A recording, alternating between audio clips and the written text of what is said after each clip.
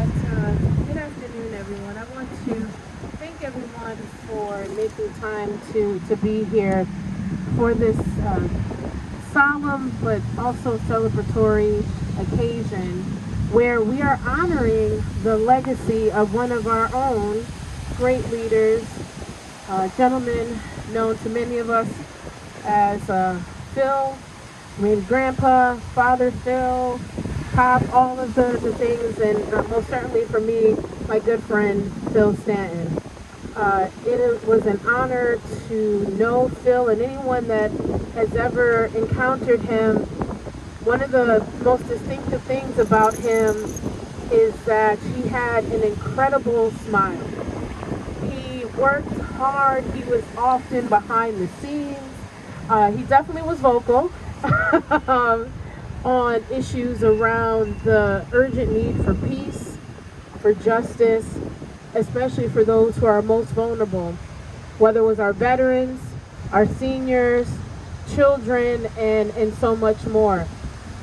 I first met Phil a long time ago when I was just a junior organizer, when I worked at Citizen Action of New York as a community organizer, where I was working on issues around food insecurity on the north side of Binghamton. And Phil was instrumental on that effort, and not just simply as it pertained to food insecurity on the north side, but he really was about civic engagement. And so he was actually one of the founders of our North Side Neighborhood Assembly. He helped to corral many North Side residents here in the city of Binghamton during then Mayor Matthew Ryan, his tenure, to create a more direct pipeline for community members to government. And this was something that he was very passionate about, among many other issues. And so getting to know Phil over the years, I remember getting phone calls from him, of course, during my time as a city council member. He was instrumental in my tenure as a city council member here in Binghamton. And he was not hesitant to call to let me know about what were the top issues happening. He was kind of my own on staff without being paid as staff reporter of sharing, what was needed, what was going on.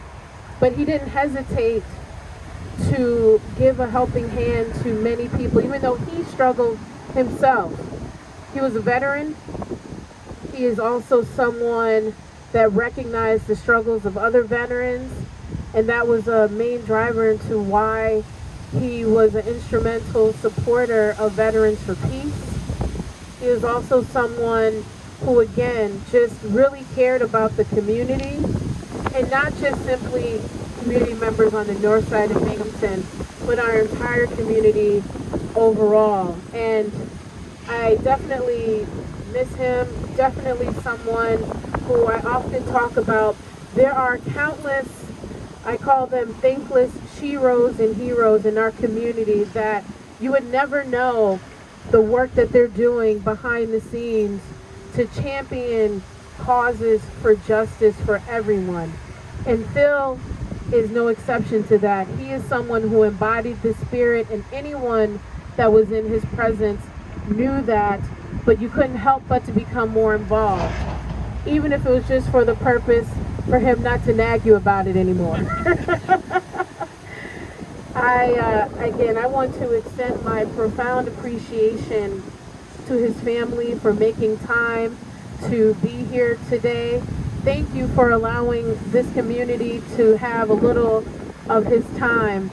Although he is not here physically anymore, his spirit most certainly lives on through all of us and all those who knew him, and for those who didn't know him. That's why I'm appreciative of this ceremony we're doing today, because one of the things that often happens is that when we have such important community leaders that transition, it's very easy for their stories to be forgotten. And so Phil is someone who I believe in. It's most certainly demonstrated by all of us who are here today.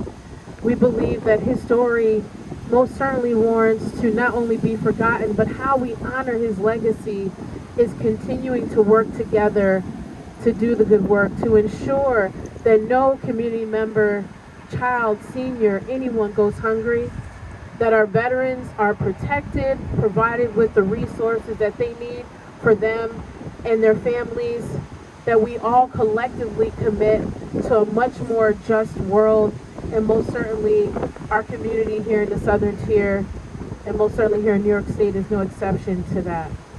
So again, I want to thank you all so much for being here. I'm now going to turn it over to John Patterson with Veterans for Peace to share some remarks and talk about the significance of the tree that we are planting today. Thank you all so much.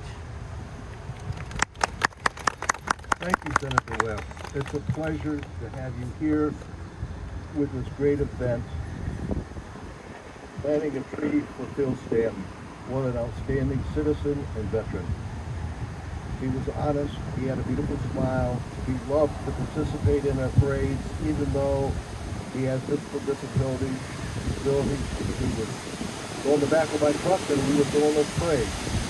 He was wonderful, man, to know. So we're dedicating a tree, an oak tree, here for him. Like there's 10 others planted, and now we have the 11th tree planted. For all the honoring of all the veterans for peace veterans we have here from World War II, Korean War, Vietnam War. A live tree keeps growing. The families and friends can come back here in memory of these deceased wonderful veterans. Thank you for the opportunity. The New York State Highway Department allows us to plant the trees. The city of Binghamton approves the trees. So it's a cooperative effort to a complete neighborhood. Thank you, John.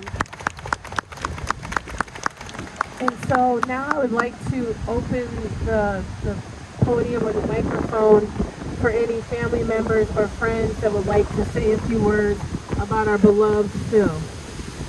Anyone want to come up? I know we're competing with the wind. Most certainly. Anyone wants to come up and say some additional words about Phil? Something on the light side. Can you hear me okay? Phil came to Fort Benning, Georgia many years. We went down approximately 20 years in a row because Fort Benning was training American soldiers to train Latino soldiers to go back to their home country and slaughter them. That's true. It was a blood fest of individuals killed because of the United States military training Latinos to go back and to put down their own people. On the lighter note, Phil went down a number of times and we always had such a good time. We rented apartments down there right next to the base, met so many people. But one particular year, Phil got up to the airport, and this is before security was really tight. He got up to the airport and we showed ID. And the ID, of course, was usually your driver's license back then. Phil didn't have a driver's license. He had had a stroke and he had given up, driving. And so they said, well, what do you have? So he went through his wallet and they said, I got a Hooters card. And they said, okay, go ahead, get on.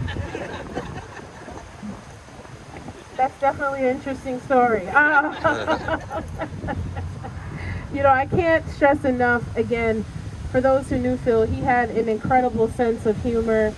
He would often make light of his own physical disabilities, but most certainly did not hesitate to talk about the need and got right involved in our community. And so I want to again ask if there's anyone else that wants to share some funny stories of our good friend Phil or any remarks. Yes. Oh, and then this is Phil's daughter, and she is someone who was very involved with his care up until his transition, but well before that.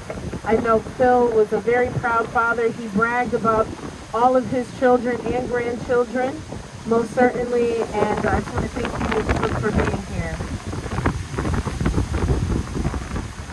I do want to thank everybody, my brother and my daughter and my niece and all our friends that are here, I thank you for coming. This is a great honor for Dad. We truly miss him. Something that we can come back now and visit. And I do thank you for, he was very passionate. I might not agree with everything, that politically on some things, but he was very passionate about what he believed. And I'm so proud of him and all his friends here, and especially for his tree. It's a great honor for our family, and I thank each of you for coming today. Thank you very much. And so, are there any other friends or family members? I just want to remember Phil coming to our weekly peace vigil in front of the federal building, and he would always be ready to say, I'm against the next war. Thank you. So, now I see why we couldn't hear the mic had got turned off. Okay, no worries. So with that, we are going to plant the tree, but before we do,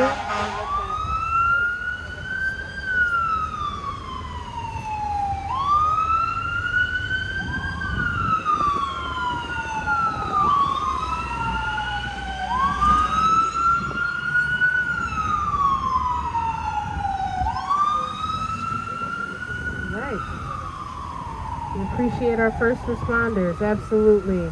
So I want to present this proclamation on the behalf of the New York State Senate to Phil's family.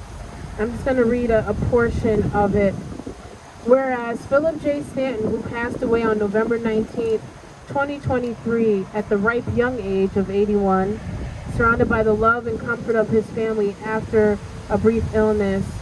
Whereas Philip J. Stanton, affectionately known as Phil, served his country with courage and dedication as a Navy veteran of the Vietnam War, demonstrating an unwavering commitment to the values of honor, duty, and patriotism.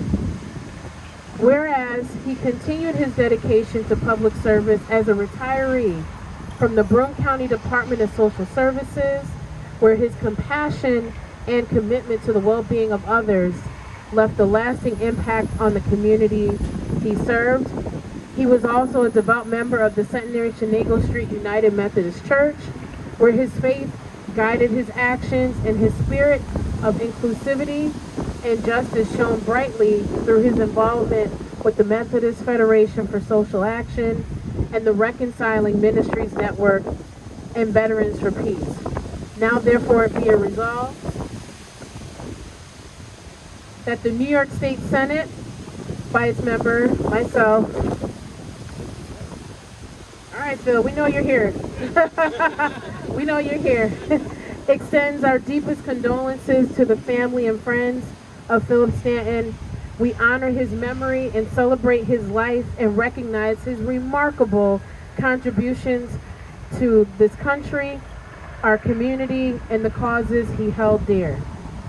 We want to lift up this as a tribute because his legacy of service, faith, and advocacy will continue to inspire all of those who knew him. May he continue to rest in peace. Thank you.